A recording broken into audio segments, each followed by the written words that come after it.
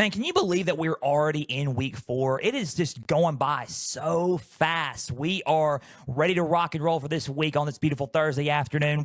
Look, it gets no bigger than when we bring in our special CBS sports writers here. And we got another special CBS sports writer with us in Brandon Marcello. He is an amazing writer. Go read his stuff on CBSSports.com. He's the truth. Let me just go on and tell you that. He is the truth. And his stuff, as the young kids call it, they hit, right? So we're going to talk to Brandon Marcello here in a little bit. We're fired up to have him here. Guys, welcome to Pigskin Frenzy on this beautiful Thursday afternoon. Thank you for joining us. I'm Joel Norris. Whether you're watching on YouTube, Podbean, Spotify, Apple, a big thank you for taking some time out of your Thursday to just sit back, watch and listen to some college football coverage presented by us.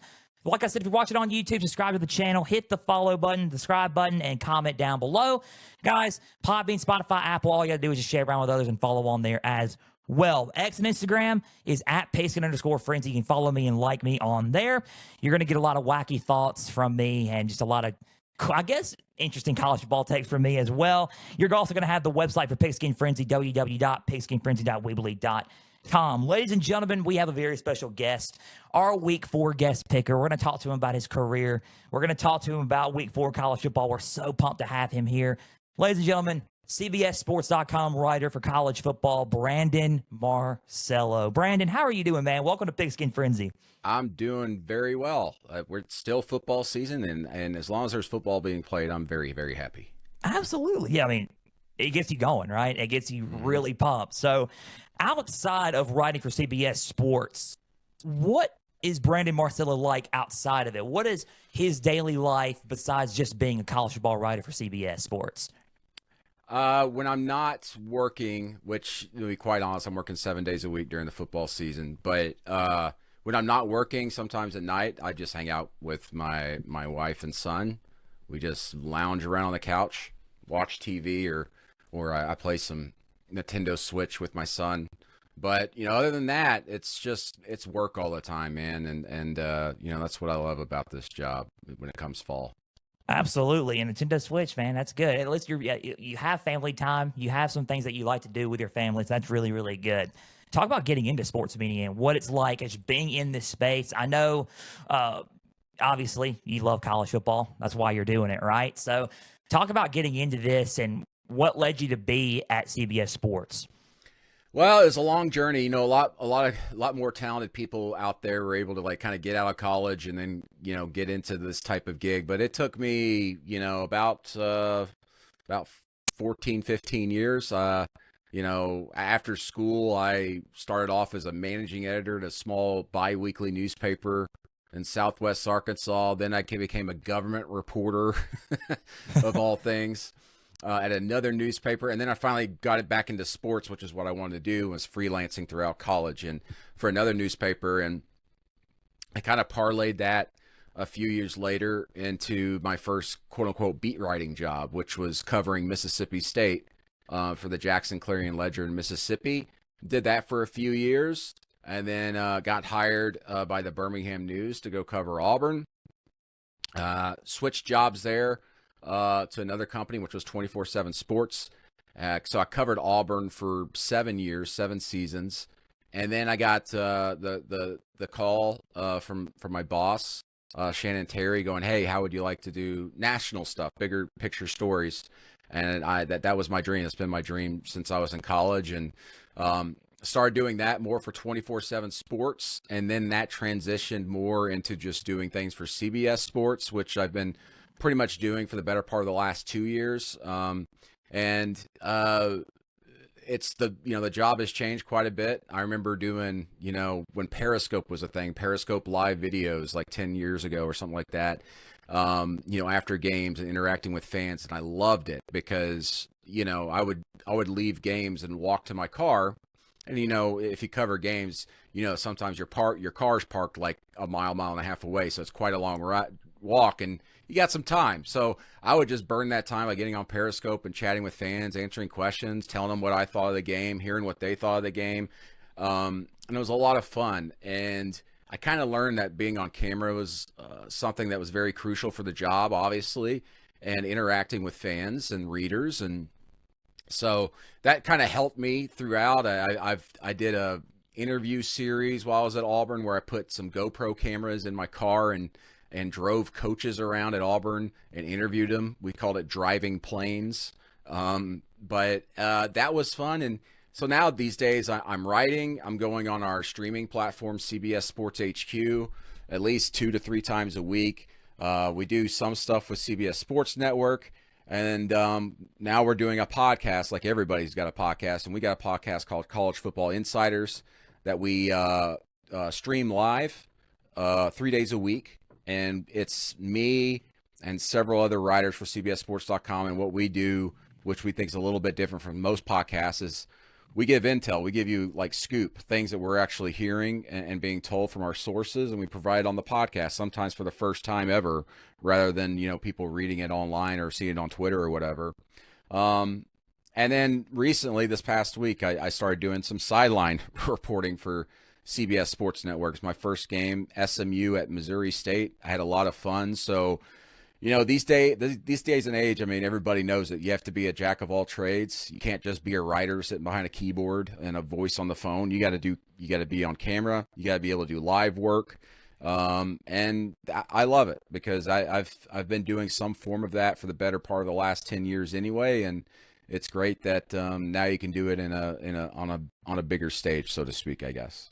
I love that you mentioned the Periscope app, man. That was, you're bringing back some memories with that right Periscope, there. Periscope, and I think right before Periscope came out, there was Meerkat. I don't know if you remember Meerkat. Oh, yeah, I do, actually. I tried Meerkat. It wasn't as popular. Not a lot of people on there, but Periscope, because it had an integration with Twitter at the time, was super popular. And I really enjoyed doing that. And now you have X, like X Live, Instagram Live, and you have instant reactions on those social media platforms. They're like adding on there for content creators, for people in our field and sports analysts, it's really unique. So I'm glad that you mentioned that. Periscope, man, that I'm still smiling about it. Brings me back a lot of memories. So all the hearts. Literally all the hearts, for real. And Instagram's doing the same thing with that. So shout out to Periscope, man. That's wow. What made you fall in love with college football? Is there a specific moment that, I want to pursue a media career in this, and I just love this sport so much? What was a specific moment that made you fall in love with the sport? Growing up, I wanted to be a meteorologist, of all things. Really? I wanted to be a weatherman. And I had told myself I was either going to go to the University of Oklahoma or to Mississippi State University, which have really good meteorology departments. My junior year in high school, I realized I couldn't do that. And the reason why I say that is because I was taking geometry and AP calculus in the same semester, and I just about failed AP calculus. I was terrible at it. And I was like, you know what? If I can't handle this, there's no way I can handle all the training and stuff I have to do in college. And about that time, I became more of a college football fan anyway, because I had just moved to the state of Arkansas when I was in 8th grade. And I came from South Mississippi, where it was like a hodgepodge of people. It was like some people rooted for Southern Miss, Ole Miss, Mississippi State, Alabama, LSU, and then the New Orleans Saints. There wasn't like everybody's rooting for this. So when I moved to Arkansas, it was like everybody's Razorbacks, and that was it. And I lived 5 miles away from campus, so it was even more intense. And we had 3 daily newspapers back then, and they all had different beat writers and columnists. So you would pick up all those papers and be able to read 12 articles a day, And the internet now, you can get that anywhere. But back then, a newspaper and all that, those different voices covering a team you liked was very rare. And so I kind of fell in love with it then, in 8th grade. And that year was my first year in Arkansas. Just so happened to be the year Arkansas started the season 8-0. And everybody was excited. No one expected it. Houston Nutt was in his first year as the head coach. He was an Arkansas guy coming back, so it made it more intense. And they went on the road to number 1 Tennessee, and they led number 1 Tennessee, I believe, 21-0 or 17-0. And then there was a fumble in the final 2 minutes, and Arkansas gave the football game away and lost 28-24. Arkansas was this close to maybe being number 1 in the nation in the first year of the BCS. And man, it just broke my heart. And that was really the moment I realized, oh man, I really, really, really, really love this stuff. I live and die off of it. And so go back to going forward into my junior year of high school, when I realized meteorology wasn't for me. I just you know what? I want to be a sports writer. I want to do something in sports. I thought for a time I wanted to do sports television, But then I realized that that's not for me. I like writing. And so that was it. I credit falling in love with the Razorbacks and seeing that up close and not being very good at math. There's a lot of people that aren't good at math, though. Like, I can't stand math.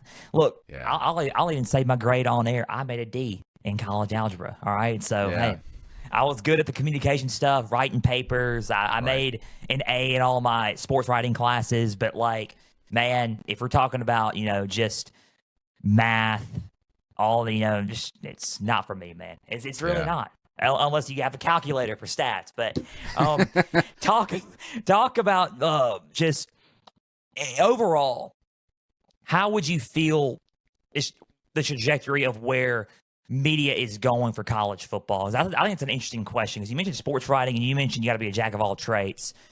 What do you think the future is like for college football media in terms of podcasting, writing? How do you feel about where the future is going in terms of media? I don't quite know, but I'll say this. There's more opportunities out there for people who are independent to break in and do their own thing. They don't have to do it the old-fashioned way, which was go to college, get a degree, and specify in this, and then go start off at a newspaper and work your way up. Like, that's what I had to do. I had to work my way up or whatever. But nowadays, because of the internet, because of YouTube, because of the podcasting platforms, all you need is to start something up on your own. And if you get enough people to listen and watch or read you, then you can skyrocket and become something completely independent and better than what we see in natural media. I mean, one of my friends, Josh Pate, who everybody knows in the college football space, when I was at Auburn, he was a TV guy in Columbus, Georgia, right? And he had the idea of, I've got all this equipment here around me. Why don't I do my own 30-minute or 1-hour show once or twice a week here and just talk college football? And he did that. And it skyrocketed on YouTube and became this huge thing. 24/7 Sports brought him on, and then CBS, and now he's doing stuff for other organizations. And, he's very, very successful at it. And that was just him taking a chance on himself. He's very smart, and he became very well connected. And he's a guy that gets access that I wouldn't even dream of these days myself. I mean, this is a guy that could just walk onto a football field and everybody knows him. And they'll bring him in and go, hey, you want to come work out in the weight room with us? You want to come hang out, come talk to the head coach?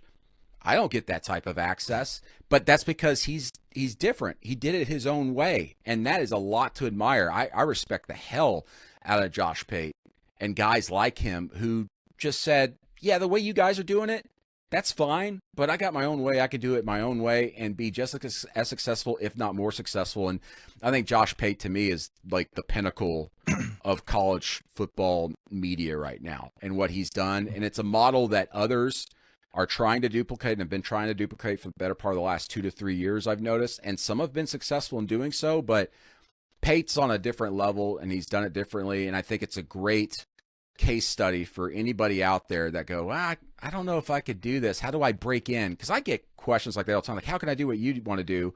And I don't want to sound negative sometimes, but I go, you shouldn't want to do what I want to do, to be quite honest. Because if you do, I could tell you how I did it, but that doesn't mean that's how you need to go do it.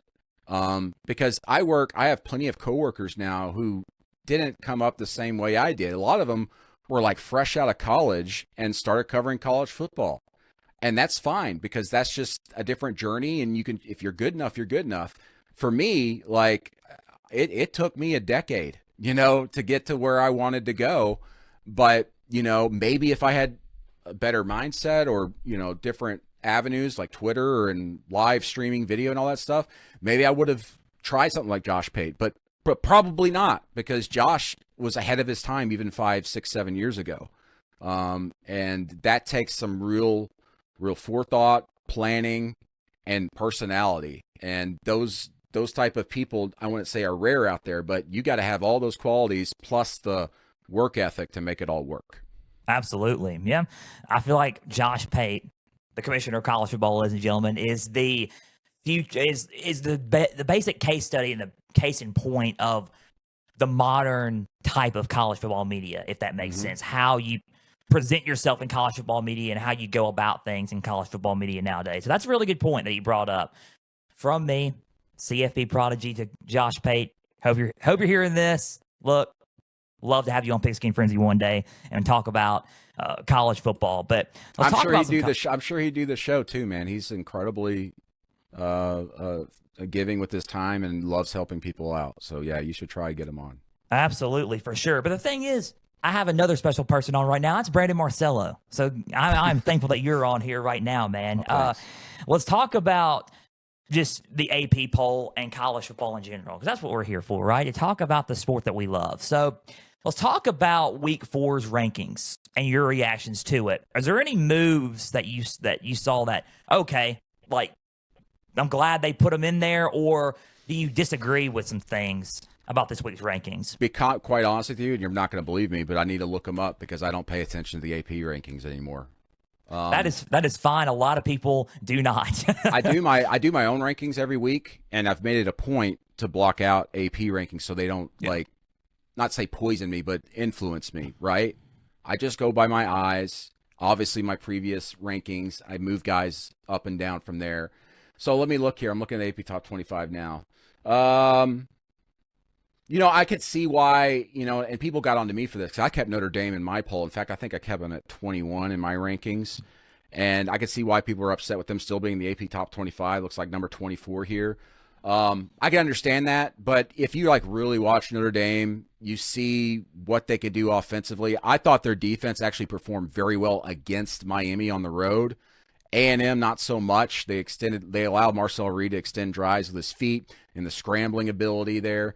I still think Notre Dame is a very, very good team. May very well end up winning 10 games this year based off their schedule, because they don't really have anybody left on the schedule other than USC. They play my Razorbacks here in a couple of weeks, and, if the defense can just slow down Arkansas a little bit, they'll beat them. So it's I can understand why people are upset with that. People say brand bias. Yeah, maybe, but you actually watch them. They look like a top 25 team. I mean, they had Miami on the ropes. And Miami, in my rankings, I have at number 1. They've performed the best against 2 ranked opponents. USF should not be overlooked. Their defense has been phenomenal themselves this year, and they've got an electric quarterback, Byron Brown, who keeps them in any game they play. And they blew them out. They blew the doors off of USF this week. And the offense has been consistent. The defense has been consistent week to week to week, no matter the opponent. And so to me, the Hurricanes deserve to be number 1 based off of their resume. But yeah, I'm looking at the AP Top 25. I think the only team I could see maybe I would disagree with would be Notre Dame, but I can't because I kept Notre Dame in my rankings too. I think it was unique that you put Miami at 1. I think you're one of the first people that I've heard or seen that's put Miami at they're number 4 1. in the AP. Yeah, I see that. Yeah, wow. Yeah, I think you're the only one that, from what I've read and seen, that has put Miami at 1. So that's very interesting that you put Miami at 1. And I think they played really, really well. I think that they deserve the top 5 billing. Mm-hmm. I think Vanderbilt and Georgia Tech deserve to be in there. I think that Vanderbilt has worked in the top 5. No, in the top 25. Oh, yeah, overall. yeah. Certainly, yeah. Yeah, they deserve to be in there. I just think, 3-0 start, blew out. Even though Vodtech is 0-3, we won't talk about Vodtech. I already discussed that on Tuesdays. If you watch that Virginia Tech Vanderbilt game, they completely gave up about midway through the third quarter on. They just stopped blocking up front defensively. Yeah. You see that every once in a while in a season from a team, but for it to happen this early in the season, I was surprised they didn't fire him right after that game, because it was clear that the players have just given up. So now, okay, well, I'll add a sneak thing to the rundown. We got to talk about Virginia Tech and UCLA in a minute. We're going to talk about that here in a little bit. But Vanderbilt beating Virginia Tech and then going to Williams-Brice, which is usually a hard place to play. Very. And blowing them out. I think Diego Pavi is off to a hot start.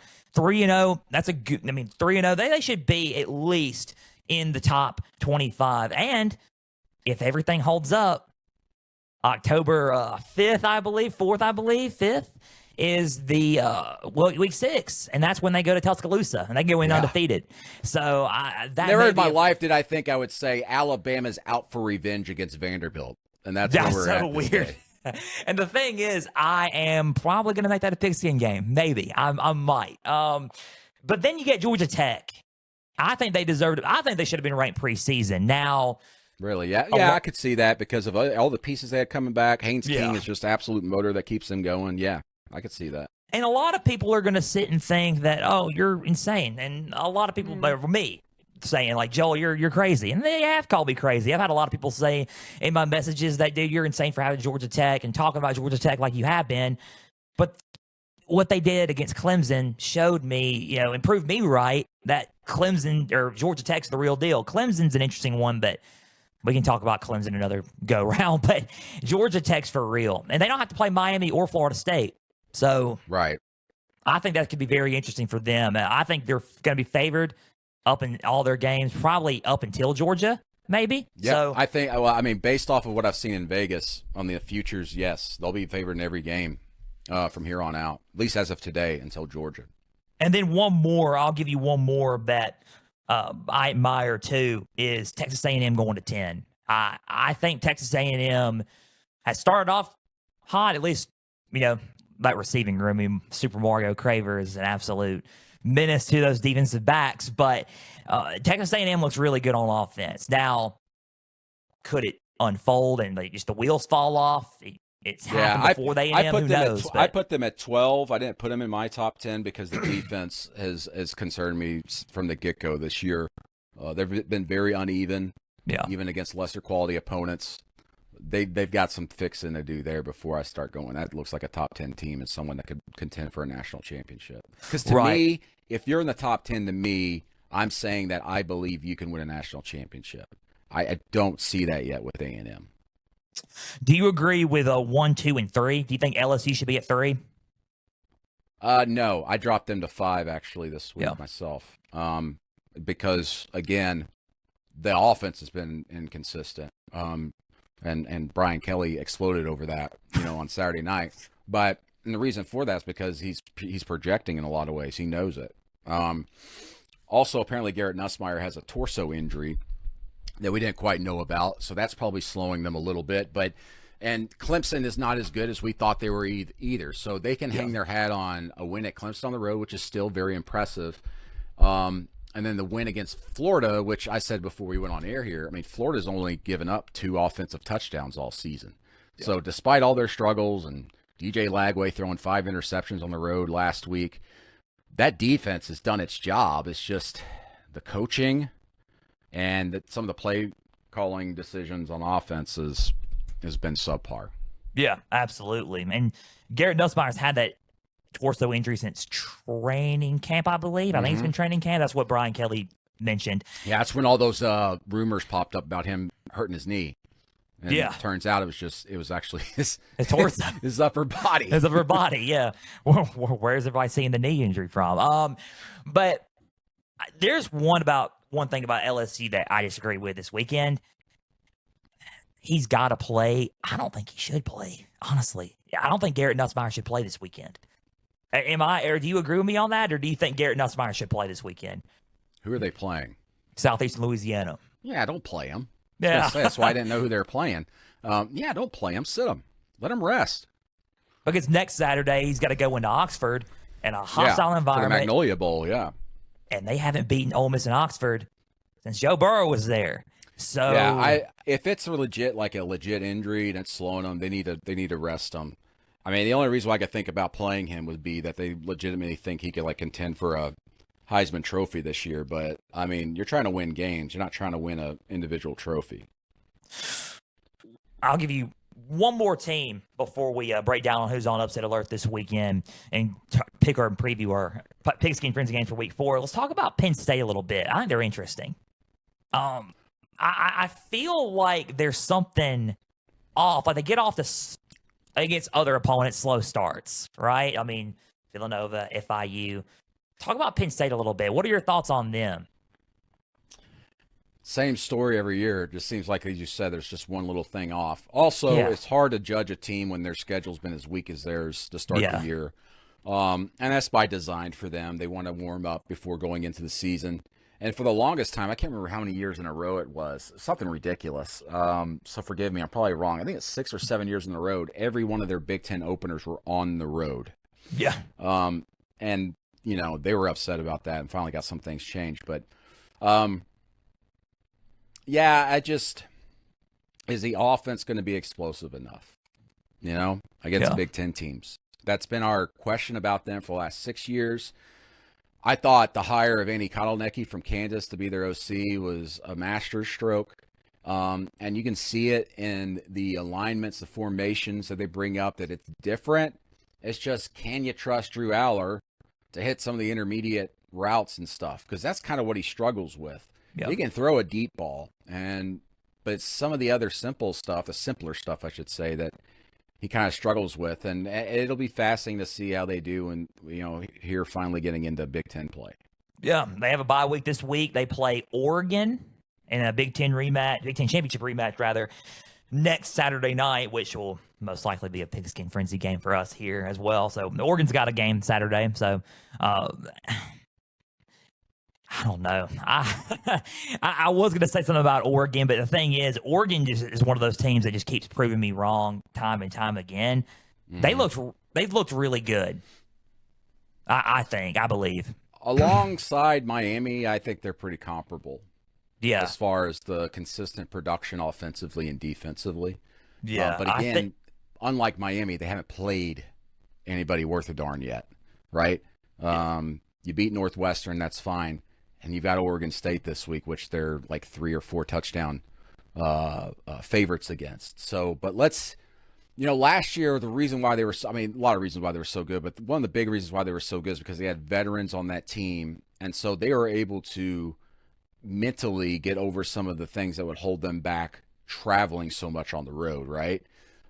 Because you've seen the stats and everything about West Coast teams traveling in the Big Ten and how much they've struggled and everything. That veteran leadership led by, Dylan Gabriel really, I think, helped keep them together in some of those games.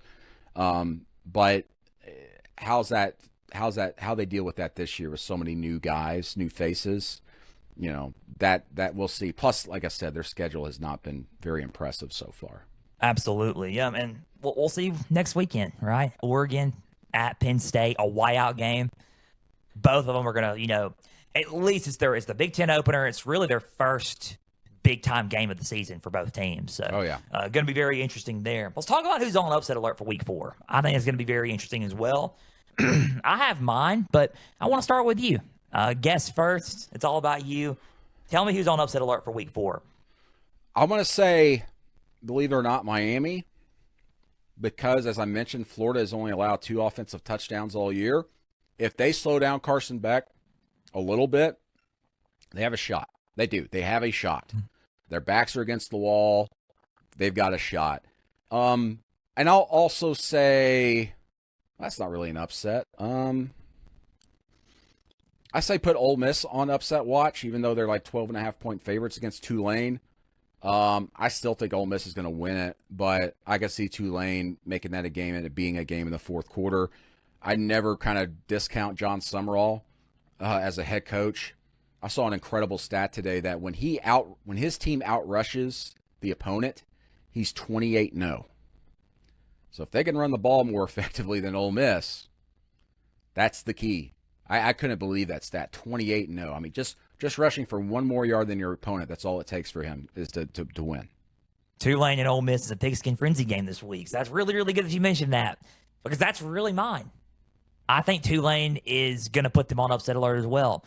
I don't really get the 12.5-point favorite with Ole Miss. Only reason why I say that is I'm high on Tulane. I've been high on Tulane since June, since the summer. I really like what John Summerall's doing with Tulane. Everywhere John Summerall goes in the group of 5, he just apparently just transforms that program. And he's transforming Tulane, right? So I don't think 12.5 points does it justice. I think that it's going to be a touchdown, maybe, but it's not going to be 12.5 points. I think that one's a good one. If I look at the schedule really quick, because there's some that are kind of iffy. Illinois, Indiana, just because Indiana's favored in that, I got Indiana winning that thing straight up, and obviously covering the spread there. But I really like Illinois. They've returned, I think, 17 starters this season, including Luke Altmaier at quarterback. They're bigger and better in the trenches than practically everybody in the Big Ten, other than maybe one or two teams.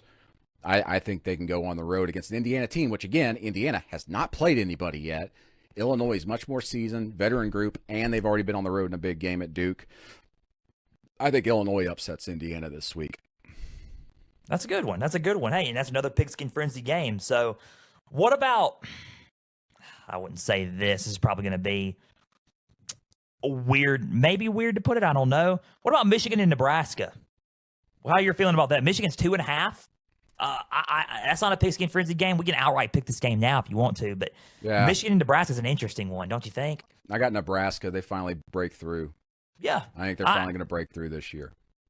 And this is both their Big Ten openers, I believe, if I'm correct. So Yes. Yeah. I think Michigan can do it. I just don't know, though. I don't know. I just think it's hard for me to sit there and say Nebraska can straight up win because I'm so focused and leaning towards that running game from Michigan, right? So I don't know.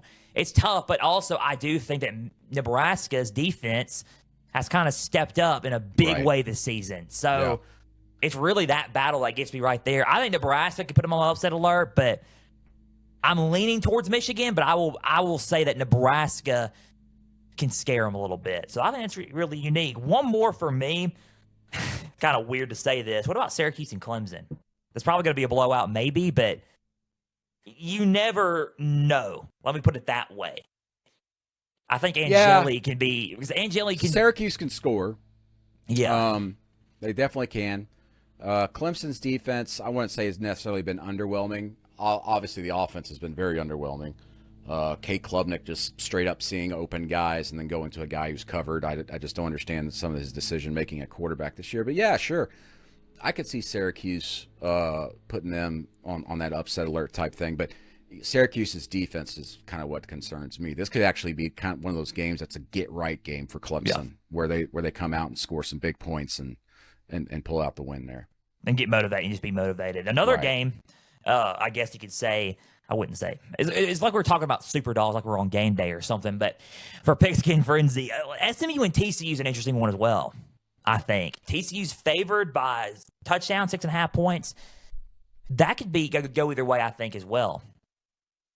Yeah, I covered SMU last week on the sideline for their game against Missouri State. Kevin Jennings is still kind of turnover prone, no matter the competition. That's concerning. They're also one of the most penalized teams in the country. Yep. They just got flagged over and over again, even against Missouri State, a team that they're bigger and more physical than, yet they kept getting false start penalties, unsportsmanlike conduct penalties. I got TCU winning that game. I don't even know what you said. The spread is like 6.5, 7. I take TCU in the spread. I think TCU's gonna, and plus it's at TCU. I think TCU wins that game potentially by double digits. Double digits. So that's you're going big. You're go big. I like Josh Hoover at quarterback. Me too. He's legit. He's a break. And I said this back in July when I was doing Big 12 Media Day or Big 12 Media Day recaps that he was a breakout player for the Big 12. I really believe that. I think the Big 12 is going to realize here in a little bit that they're about to have a TCU problem, maybe. So we'll see. We will see. SMU and TCU, that's at noon Eastern, 11 a.m. Central. Okay, let's talk about previewing predictions for Week 4. Our Week 4 previewing predictions are our Pigskin games coming up for this week with our very guest picker, Brandon Marcello, ladies and gentlemen. Let's start it off with Tulane at Ole Miss. Both 3-0. Ole Miss is 12.5-point favorites. Why? I don't know, but they are 12.5-point favorites. But let's talk about this game. Give us your analysts on this game, and who do you got winning? I've got Ole Miss winning it. Ole Miss has just been far too good offensively. It just doesn't matter who the quarterback is out there. I don't think it matters who the quarterback is going to be this week for them against Tulane. But again, the key here is Tulane's got to run the ball effectively. John Sumrall's 28-0 when he outrushes his opponents. That's the thing to watch. If Ole Miss's defense, which is pretty good up front, if they can slow down that rush attack and put the ball in Jake Ratzlaff's hands for Tulane, I think Ole Miss will frustrate them enough, and Ole Miss will end up winning this game. And I think that it's very possible that Ole Miss ends up covering the spread. In fact, I've got Ole Miss covering the spread. Absolutely. Oh, that's unique. I think that's unique, very unique.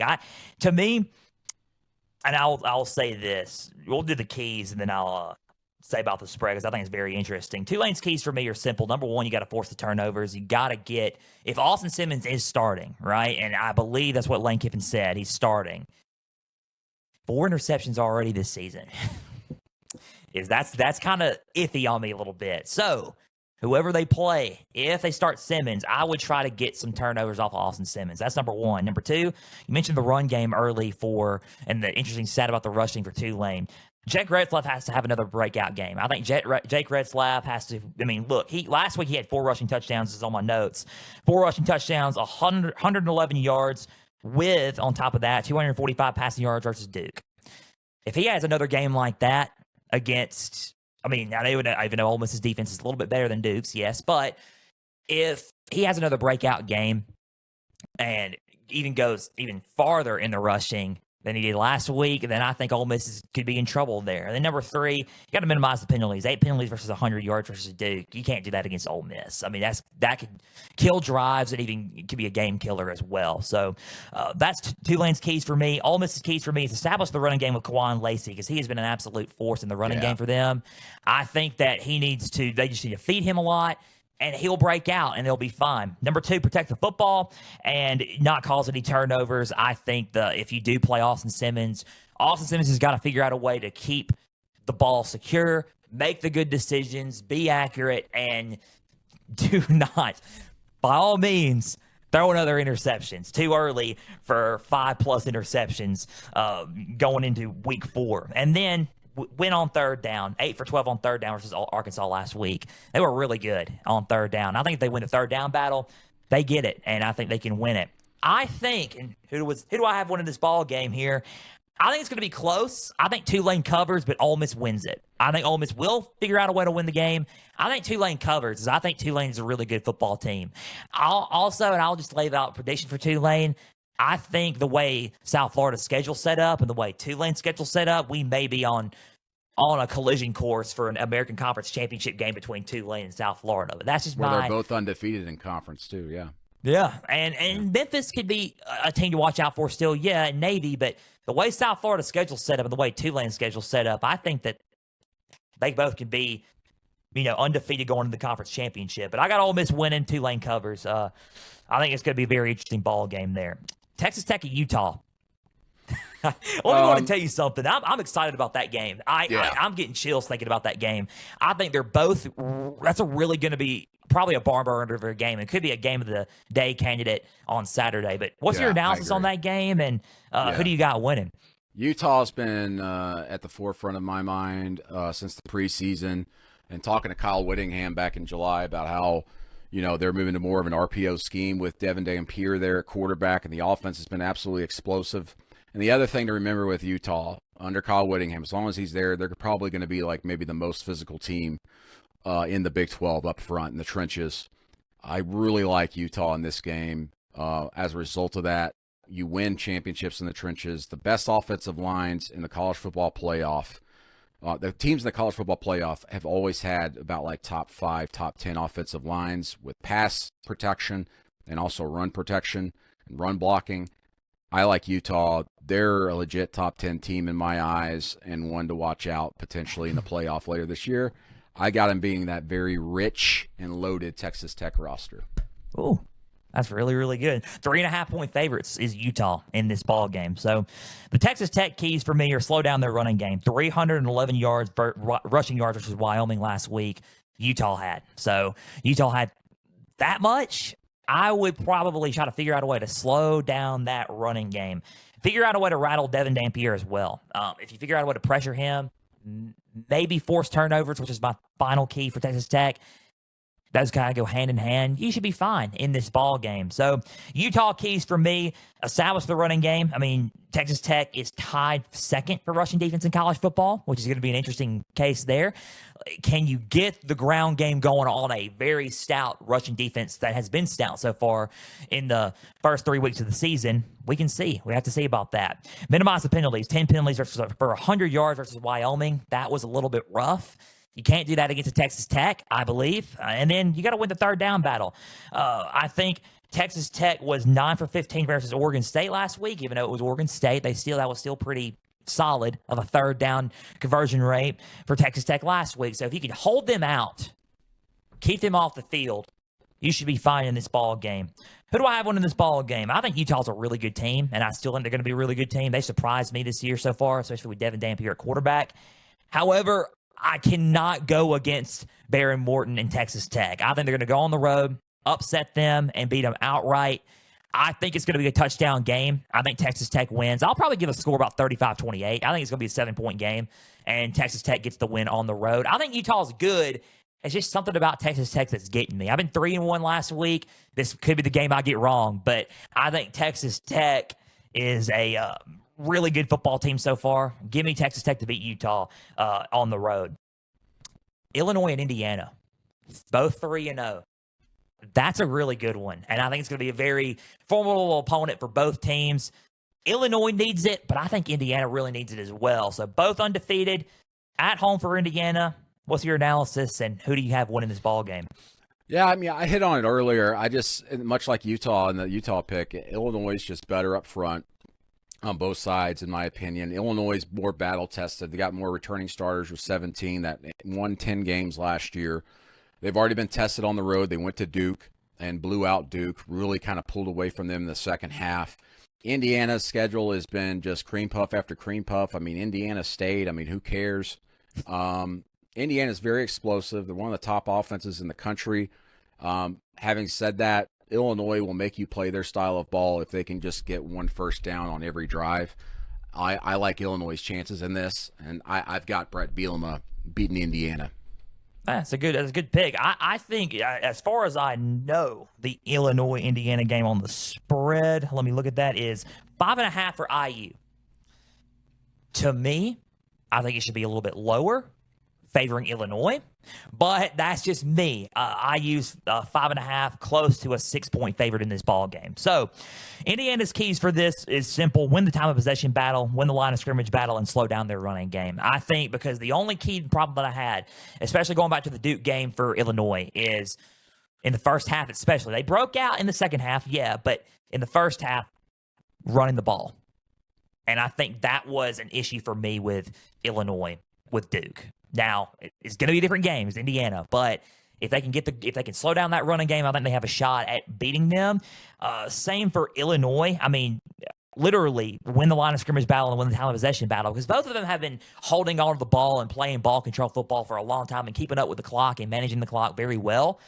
I think the one key that Illinois that I got for them is pressure Fernando Mendoza. If they can get to him, rattle him a little bit, I think they have a shot. Who do I have winning this ball game? I'm with you. I think that Illinois finds a way to get it done on the road. I think they do pressure Fernando Mendoza just enough to get them and get the win in Bloomington, Indiana. Give me Illinois. I think it's going to be probably, I'll say a 10-point game even. I'll even go that far. I'll say probably 38-28. Illinois gets the win. Wow. Well, hey, I could see it happening. I'm a big believer in Illinois. That's I like it, man. I've been a believer in Illinois for a long time. Even though I'm near Illinois, I'm about an hour and a half out from Champaign. It's not a biased pick. I'm from the South, guys. Don't hurt me or anything, but I think that Illinois gets the win. I just think that Illinois, and the way they're built roster wise, is just loaded. They're veteran minded. They're battle tested a little bit too. I don't know. I think Illinois gets the win. I think it's going to be a 38-28 point win for them. But last but not least, this is an interesting one. Auburn at Oklahoma. 3-0. Jackson Arnold returns to Norman. Going to be a battle there. Jean Mateer at quarterback. He's been on a roll with them. I think it's going to be a very fun ball game. I think, as far as I know, that game's a 3:30 Eastern, 2:30 Central kick. OU was a 6.5-point favorite in that game. So, analysis, and who do you have winning this ball game? Yeah, I mean, look, if you look across the board here, Oklahoma's got, I think, the advantages in every spot. And Auburn has been very, very good running the football. They've got a quarterback in Jackson Arnold who's really kind of made them go. That win at Baylor in the season opener was fantastic. Auburn leads the country in expected points per play as far as rushing the ball. They're averaging about 5.8 yards per carry. It's very impressive, but they can't throw the ball very effectively, which has been a little bit more surprising to me. Auburn came into this season potentially with a top 5 receiving core with Cam Coleman and Eric Singleton Jr., the transfer from Georgia Tech, and has not lived up to that hype so far. They need to be able to throw the ball effectively against OU to even have a shot in this game. If Jackson Arnold throws for under 150 yards, the Tigers are going to lose by a touchdown or more. Having said all that, John Mateer, I think, is legitimately one of the top 2 to 3 players in the country, regardless of position. He'll be in the Heisman Trophy hunt if he continues to put up the numbers he's putting up. But he's got to stay safe. I watched him in person against Michigan. He would run the ball. He ran the ball 19 times, which was not by design, and he didn't slide. He took some big hits. He's got to slide sometimes to stay healthy throughout the season. But Auburn's run defense has been pretty good this year. They've got to be able to slow John Mateer through the air. They need to force a couple turnovers, and Auburn itself has got to be able to throw the ball. I also think with Jackson Arnold returning back to Oklahoma, where almost a year ago to the day is when he was benched against Tennessee, I wonder how his emotions will be stirring in his head. Maybe he's going to put more pressure on himself. This all kind of sides with Oklahoma in my eyes. I've got the Sooners winning. Hey, that was very good analysis. Man, I got to get better at my analysis sometimes, ladies and gentlemen. Come on, man. No. Auburn, keys for me. And you mentioned it because Oklahoma, and I noticed this against Michigan too, a lot of design run plays with John Mateer. I think that's a big key for Auburn there. Figure out a way to blow up those design run plays from John Mateer. I think that's a really good one there. Establish that running game with Jeremiah Cobb and Jackson Arnold. I think you do have to beat them in the defensively. I'm going to get to that here in a little bit because you mentioned it. Establish the running game as well, though. If you can figure out a way to just keep on running, tiring out that defense with Cobb, with Arnold, I think you have a legitimate shot to pull off an upset. And I think what you just said was accurate, forced turnovers, because I think if you got to play better pass defense, obviously, with John Mateer. And if you force him to, throw some interceptions, pressure him enough so he can throw some interceptions, I think they have a legitimate shot at winning. Now, it's going to be tough, especially in a raucous crowd, and the O-line's evolving a little bit for OU. I think it's going to be a little bit tough, but we'll see. Oklahoma keys are simple. Slow down their running game. Auburn is 16th in rushing offense in college football so far in, I think, 3 weeks, first 3 weeks of the season. So near top 15 rushing offense, which is not bad. Not bad starting off. So, but yet again, besides Baylor, their schedule, right? So you really can't tell until they play someone like an OU. Force turnovers. I think if you force turnovers, force Jackson Arnold to fumble, I think as far as I know, last year OU had the most fumble recoveries in the SEC. Fumble recoveries, turn the ball over, interceptions, just turn the ball over as much as you can in this ball game. And then start off fast and explosive.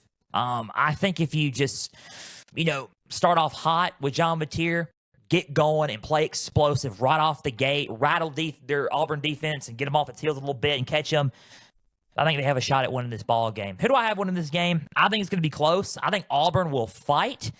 I do think OU runs away with it, though. I think around late third, early fourth, OU starts to get pumped, starts to floor the gas a little bit more and gets them going. I think OU wins the game.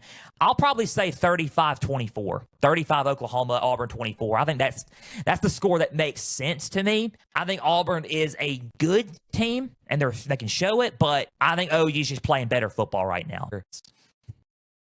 Guys, stuff like this happens when we record overtime. We had a little bit of an overtime recording. No editing problems, nothing like that. Far from it, actually. We are now in 4K. I mean, can you believe it? We're in 4K on this show. So, I mean, video feed's great. Everything's going great now. Editing, everything's fine.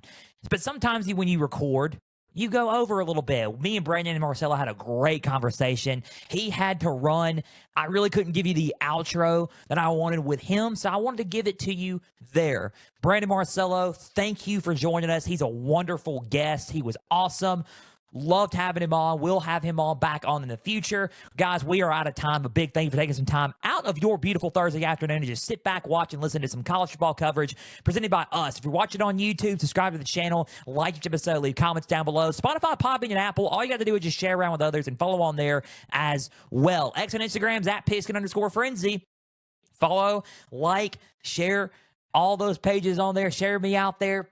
I'm plugging into you guys. Communicate and engage with me on there for all your college football and Pigskin Frenzy needs. Because look, college football prodigy here. I'm trying to build up with you guys and develop that connection in college football media. Ladies and gentlemen, thank you for joining us. The website's www.pigskinfrenzy.weebly.com. Go there for Pigskin Frenzy needs and updates for all things Pigskin Frenzy. A lot is happening with this show.